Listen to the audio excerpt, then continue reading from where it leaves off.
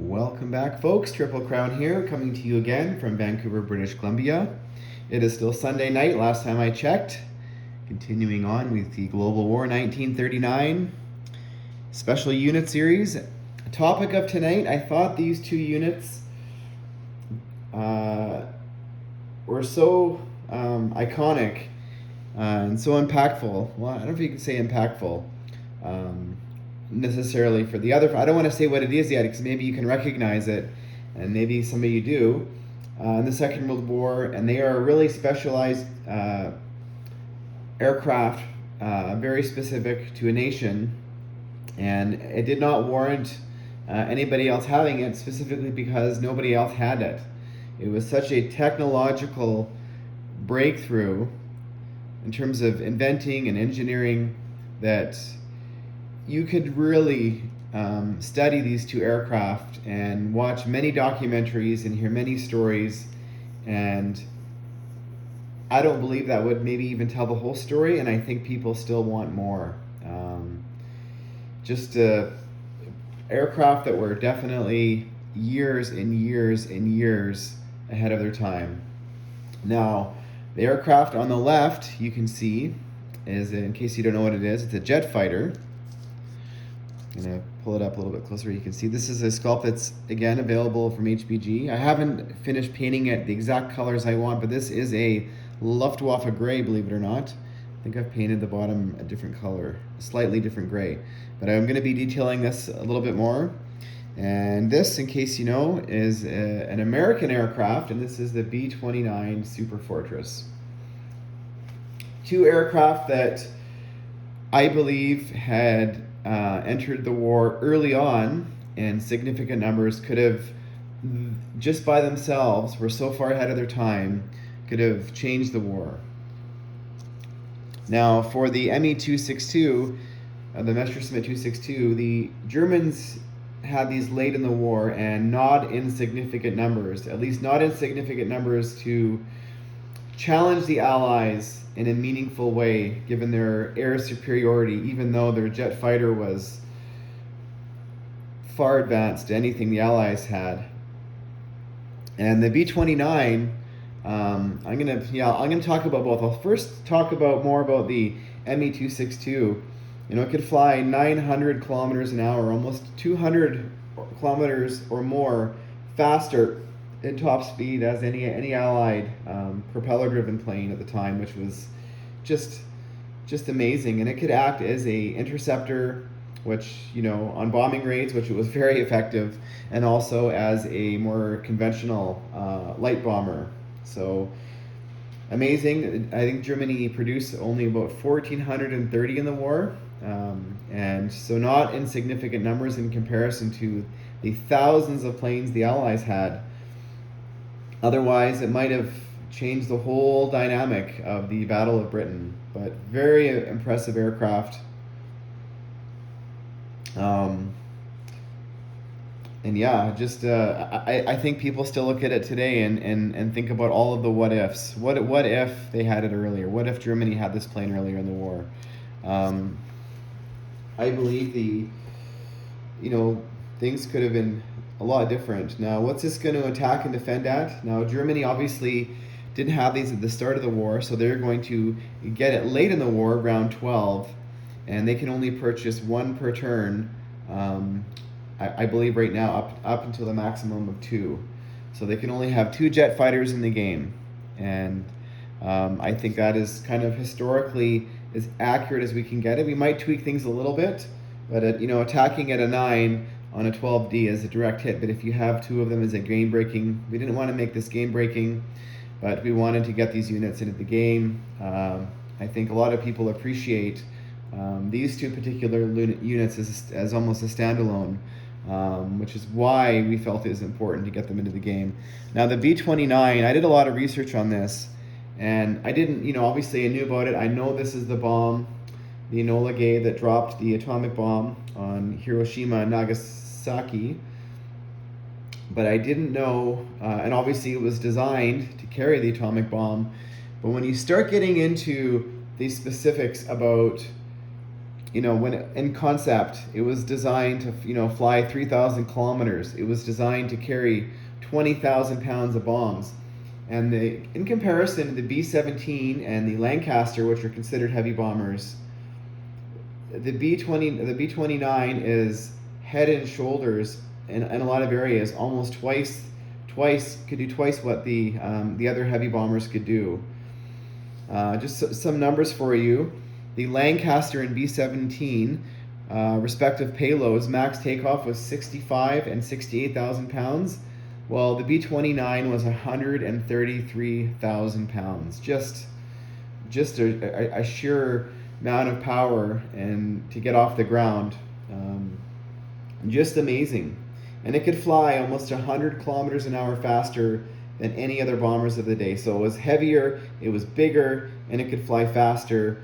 And also the ceiling of this plane was about 10,000, I think it was kilometers higher. I believe the ceiling on the Lancaster was 20,000 kilometers, and the B-29 was 30,000. So I mean, that's significant. Well, how did they do this? Well, again, new technology. This was a pressurized cabin, which allowed the plane to fly that much higher.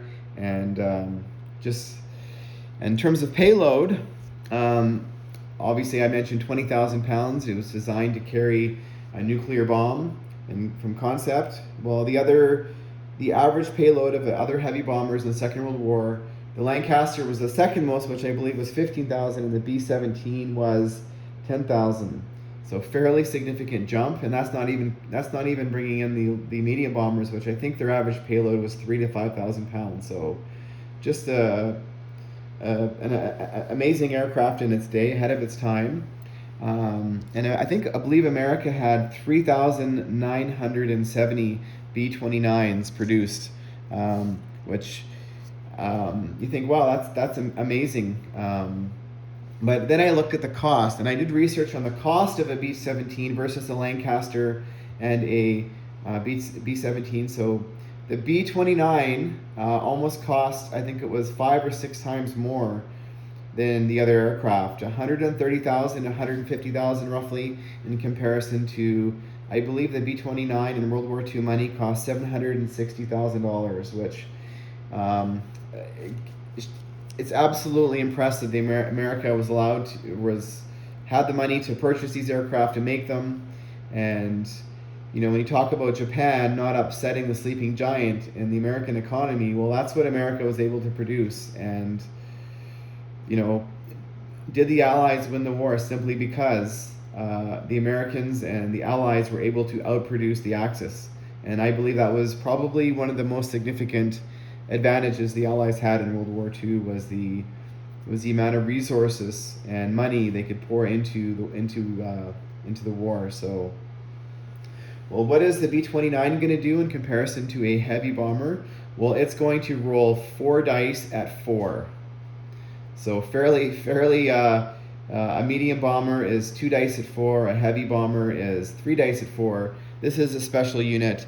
It's going to roll 4 dice at 4, and it's going to be introduced later in the game, similar to when the Me-262 is introduced, and I believe the limit is 3.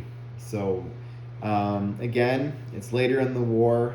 There's going to be no nuclear bombs, so we're not going to have to worry about something that game breaking. But 4 dice at 4, I believe is sort of a reflection of how impressive these planes truly were. So that kind of sums up these two special aircraft.